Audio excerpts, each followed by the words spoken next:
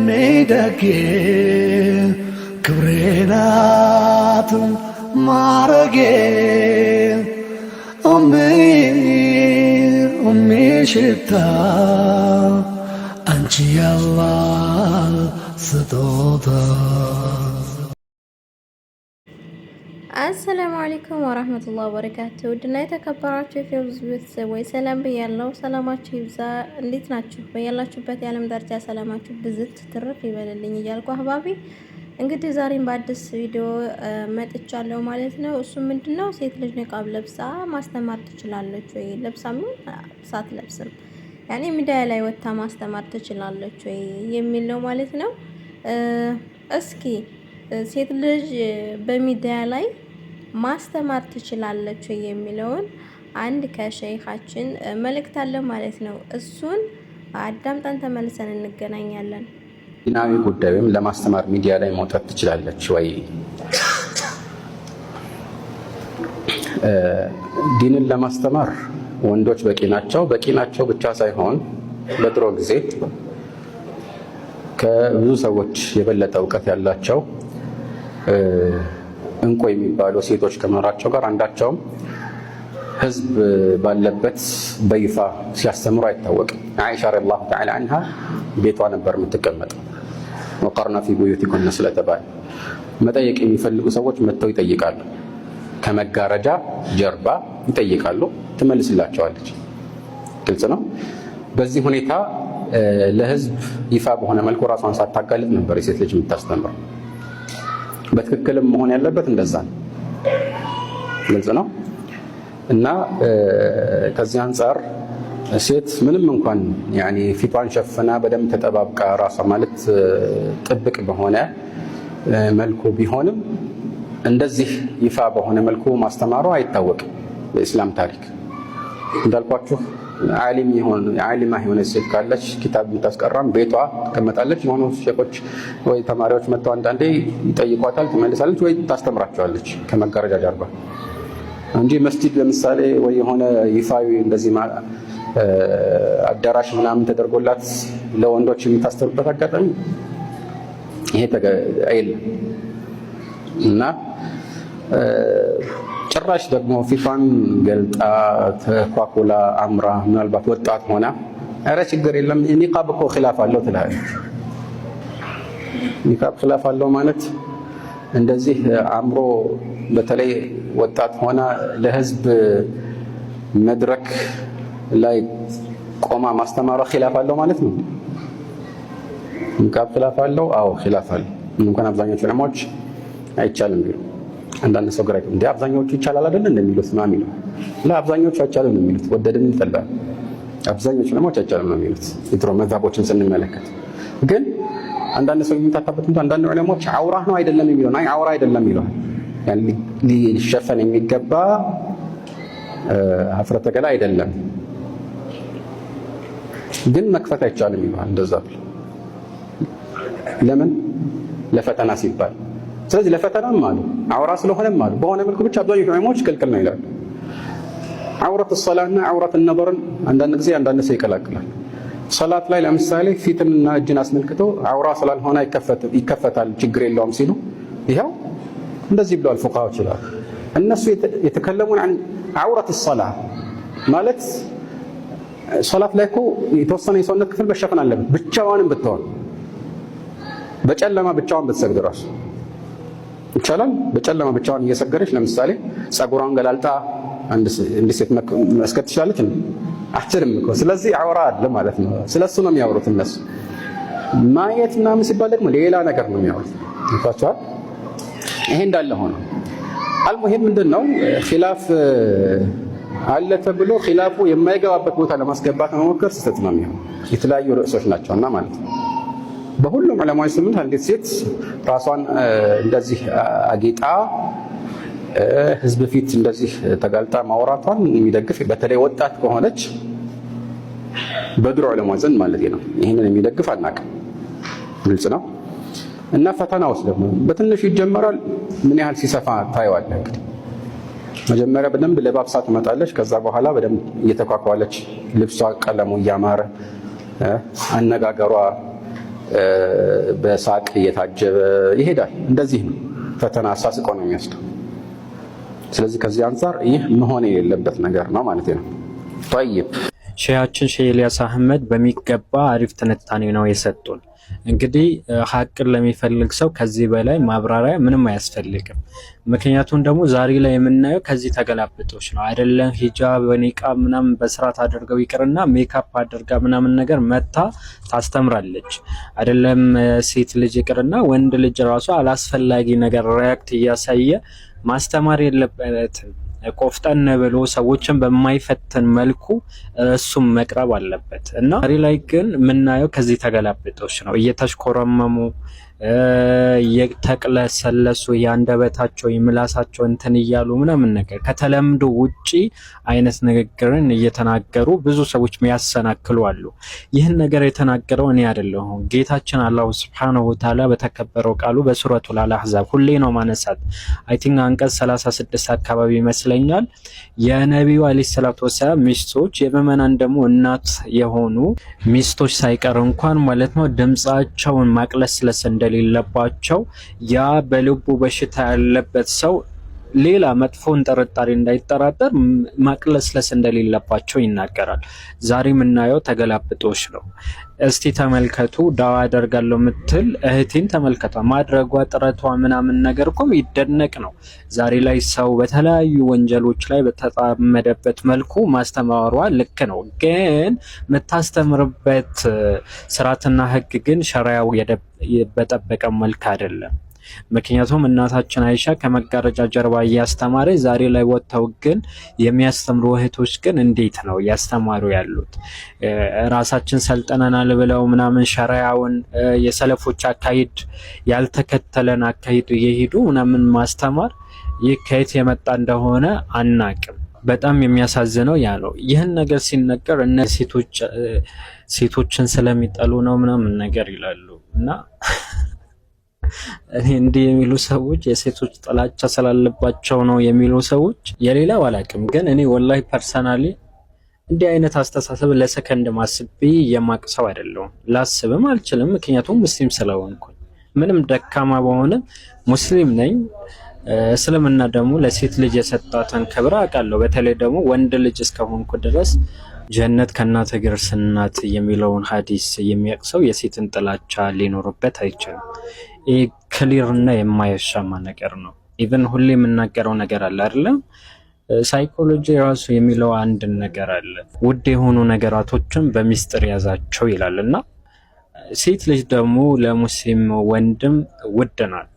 ከምንም በላይ ማለት ከወርቅ በላይ ውድ ናት። ወርቅ ዝም በላችሁ ባገኛችሁት ቦታ አጥሉትም። በጣም አሪፍ ካዝና በማይሰበር ቦታ ታስቀምጡታላችሁ። ሴት ልጅ ከዳይመንድ ከወርቅ በላይ ናት።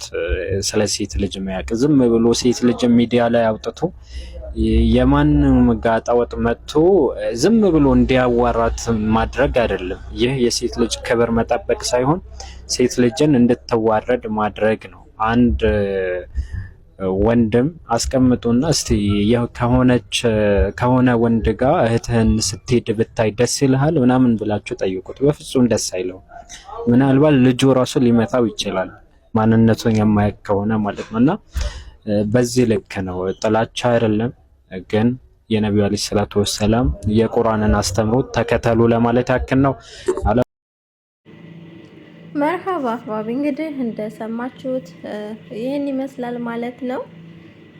የምር በጣም ያሳዝናል ማለት አንዳንድ ጊዜ ለኛ ብለው የሚመክሩንን ሰዎች እንደ ጥላቻ አድርገን እንደውም ደግሞ ይብለጥ ደግሞ ወደ ወንጀል መሳሳብ፣ ወደ ሐራም ነገር መሳሳብ ይሁን ብሎ ደግሞ በተከለከልነው ነገር ላይ መገፋፋት ማለት ሀቂቃ በጣም ከባድ ነው ማለት ነው። ማለት እያወቅ ነው፣ በተለይ ደግሞ እያወቅ ነው መጥፎ ነገር እንደሆነ መጥፎ ስራ የሆነ እያወቅ ነው ለራሳችን ቀርቶ ወይም ደግሞ ከራሳችን አልፎ ተርፎ ደግሞ ለሰዎችም የምናስተምረው ነገር እኔ እንጃ በጣም ከባድ ነው።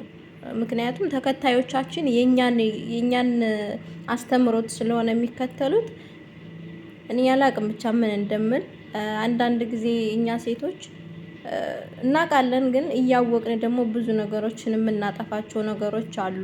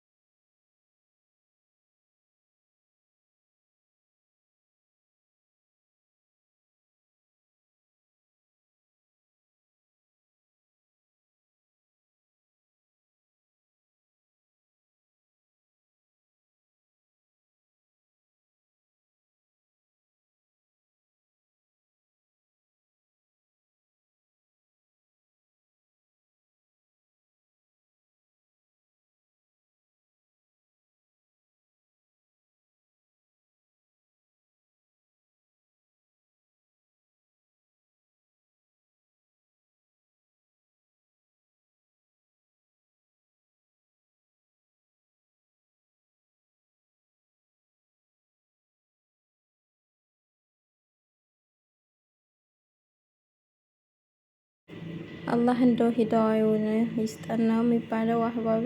እስኪ ደግሞ አንድ ቪዲዮ አለ፣ እሱ ከኡስታዝ አቡ አብደላህ መልእክት አለ ማለት ነው። እሱንም በዚሁ ተያይዞ ነው። እስኪ እናዳምጠው። በጣም ጠቃሚ ነው ሀቂቃ ማለት የምናውቀውን ነገር ብናቅም፣ ነገር ግን የማናውቀውን ነገር ደግሞ ምንም ያክል ሐዲስ ቁርአኑን እኛ ባናውቀውም ግን ከኡስታዞቻችንና ከመሻይኮቻችን ብንማር ጠቃሚ ነው ብዬ አስባለሁ። እስኪ የኡስታዝን ቪዲዮ እንስማና እንመለሳለን።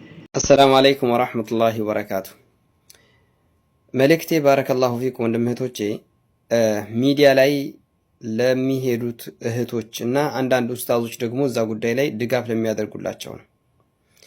ሀታ ሌሎቹ ራሱ ከሚዲያ ላይ በድምጽም ሆነ በተለያዩ በቪዲዮም አንወጣም ብለው የተቆጠቡትን እንደዛ ከሆነማ ብለው ወደ ሚዲያ ገናናነትን ፍለጋ፣ ሽሁራን ፍለጋ፣ ታዋቂነትን ፍለጋ እንዲገሰግሱ እየተደረገ ስለሆነ ይሄ ነገር ሀድ ሊሰጠው ይገባል ለምን ቪዲዮ ነው የምሰራው ነው። ወማ አለ ረሱል ኢላ አልበላግ። ብዙ ጊዜ ላይቭ ላይ ቁጭ ብለን እንመካከራለን። መሳላዎች ይመጣሉ። ምን የሚል ሴት ልጅ በሚዲያ ቁርአን መቅራት፣ ሴት ልጅ ዳዒ መሆን ወዘተ ሲነሱ እዛ ጉዳይ ላይ አይ ሸሪዓችን ያስቀመጠው እንደዚህ ነው። ምሳሌ ነቢያችን ሰለላሁ ዐለይሂ ወሰለም ጃሂልያዎችንና አህለል ኪታቦችን ይኻልፋሉ። ግን በዚህ በሴት ጉዳይ ላይ አሁን በማነሳው ጉዳይ ላይ ግን ለሴት ልጅ ጃሂልያዎችን መመሳሰልን ፈቀዱላት። እሱ ምን የሚል ነው? አላህ በቁርአን ላይ ወማ ካነ ሰላቱሁም ኢንደል ቤት ኢላ ሙካአን ወተስዲያ ይላል። የሱፊዎች አሁን የሚያደርጉት አይነት ድርጊት ነው። መስጊዱ አጠገብ እኮ የእነሱ ዒባዳ ፉጭትና ጭብጨባ እንጂ ሌላ አይደለም ይላል። ጭብጨባ የሚለውን ያዙልኝ። ለሴት ልጅ ደግሞ ነቢያችን ምን አሉ? አላህ የገለጻቸው እነዚህ ሙሽሪኮችን ነው። ነቢያችን ደግሞ ለሴቶች ምን አሉ? አተስፊቁ ሊኒሳ ወተስቢሑ ሊሪጃል አሉ። ሴት ልጅ ታጨብጭብ፣ ኢማሙ የሆነ ነገር ሳሂ ከኸጣ ውስጥ ከወደቀ ታጨብጭብ አሉ። ጭብጨባ ታጨብጭብ እንዲመለስ ከዛ ጉዳይ ማለት ነው። ብዙ መስአላዎችን ማንሳት እንችላለን። የዑመር ብን ኸጣብ ንግግር ጨምርላችሁና ከዛም ወንድሞችን መውቀስ የፈለጉትን ነገር እናገራለሁ። መቀበል የፈለገ ይቀበል። ወማ ዐላ ረሱል ኢለል በላግ ስለሆነ ዑመር ብን ኸጣብ ረዲየላሁ ዐንሁ ምን ይላል? አቅበሕ ኒሳኡኩም ሰልፈዕ አልኸራጅ አልወላጃ ይላል። ከሴቶቻችሁ መልከጥፉ ወይም ፉንጋ ወይም አስቀያሚ ወይም አስጠያፊ፣ አማርኛ እንደዛ ይገልጸዋል ይመስለኛል። ቀቢሕ ማለት ሰልፈዓ ናት አለ። ሰልፈዕ ብሎ ማለት ያቺ ወንድን ጀሪአቱን ቢልከላም ማለት ንግግር ላይ ደፋር የሆነች ወንድ ባለበት በጣም የምትናገር ደፋር የሆነች በንግግር ደፋር ማለት በጥቅሉ ወንድን እንደ ሴት የምታናገር ወንድ ስብስብ ባለበት ቦታ ላይ ድምጿን ከፍ አድርጋ እንደፈለገች የምትናገር ደፋር የሆነች እሷ ናት ይላል። አስጠያፊ ሴት ብሎ ማለት ፉንጋ ሴት ብሎ ማለት እሷ ናት ይላል። ወጣ ገባ ማለት የምታበዛ ይላል። ታዲያ ይህን ያክል በዚህ ጉዳይ ከተናገርኩኝ ወደ ኡስታዞች ወይም ደግሞ ወደ ወንድሞች መልእክት እመለሳለሁ። እሱም ምንድን ነው? መጽሐፍታችሁን ለማስተዋወቅ፣ አካውንታችሁን ለማስተዋወቅ፣ የወንድሞቻችሁን አካውንት ለማስተዋወቅ፣ የተለያዩ ቪዲዮዎቻችሁ እንዲታወቅ ስትፈልጉ፣ የንግድ እቃዎቻችሁ ይሄ ኡስታዞችን ብቻ አለ ሁሉን ያካተለ ዝጋር ደግሞ የተለያዩ እቃዎች እንዲሸጥ ሲፈልጉ ለምንድን ነው ሴቶችን ማሻሻጫ የምታደርጉት? ለምንድን ነው እነዛ እህቶች ወጥተው እንዲያስተዋውቁላችሁ የምታደርጉት? ጥያቄ ይሄ ነው። ቤቶቻችሁ ሲመጡም በሰፊው አስቀምጣችሁ እናንተ የእናንተን አካውንትም ሆነ የሌሎችን ወንዶች በጠባቡ በትንሹ አድርጋችሁ የእነዛን እህቶች ቪዲዮ ፎቶዎቻቸው እንትኖቻቸው ማለት ነው አካውንታቸውን በሰፊው የምታስቀምጡ ላይ ወዶቼ እንግዲህ ያው የኡስታዝ አቡ አብደላህ ንግግርን ሰምታችሁታል ብዬ አስባለሁኝ። ቪዲዮ አስተማሪ ነው። አላህ ይጠብቀን፣ አውቀው ከሚያጠፉት ሰዎች አያድርገን ኢንሻአላህ። ያው ጌታችን አላህ Subhanahu Wa Ta'ala ማህሪ ነው፣ አዛኝ ነው። ግን አንዳንድ ጊዜ ሰዎችን ተው ከምንላቸው በሉ ብለን የምናበረታታቸው ሰዎች አሉ። ግን አላህ Subhanahu Wa Ta'ala መልካም ጓደኞችን ያብዛልን። ምክንያቱም መልካም ጓደኛና ጥሩ ጓደኛ ከያዝን ወደ ጥሩ ነገር ነው፣ እሱን ተከትለን ነው የምንሄደው። አዋዋላችንን ማሳመር አለብን ብዬ አስባለሁኝ። አላህ ይጠብቀን። በያላችሁበት ሰላማችሁ ይብዛ እያልኩ የዛሬው ቪዲዮ ይሄን ይመስላል ማለት ነው። ሰላማችሁ ይብዛልኝ። ሰላም አለይኩም ወራህመቱላሂ ወበረካቱ። ደጌ ክብሬ ናት ማረጌ ሽታ አንቺ ያላህ ስጦታ